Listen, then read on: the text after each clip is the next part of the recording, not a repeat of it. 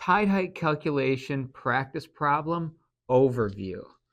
So the first problem says on the 14th of October, you'll be docking at Money Point, VA, and here's the reference station number, the station number, at the first low tide. What time will you be docking? See illustration DO63NG. So what they're really asking for here is on the 14th, what is the time of the first low tide? Because that's when the problem indicates. So the first low tide on the 14th at Money Point, VA.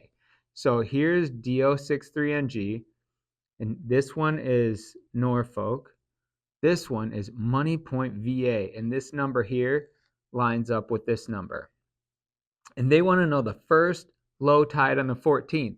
So down here, you see here's the 14th, and it's time of first low, time of first high, time of second low, time of second high. And then just under that is the 15th.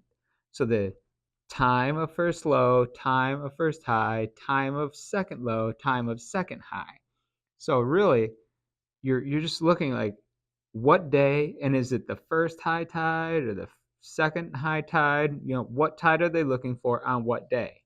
And number one says we're on the 14th here at Money Point, VA, check.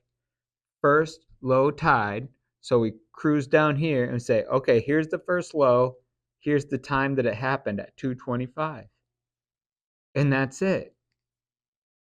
That's it. The old tide calculations that used the 1983 reprints were kind of a nightmare. These are awesome. These are what you would really do today. They make sense. So enjoy these problems. I'll see you on the next 3 practice problems. Then there's 2 for you to do on your own, and there'll be 1 of them on the final exam. We'll see you there. If you find these videos helpful, consider using US Captain's Training as your course provider when getting your captain's license.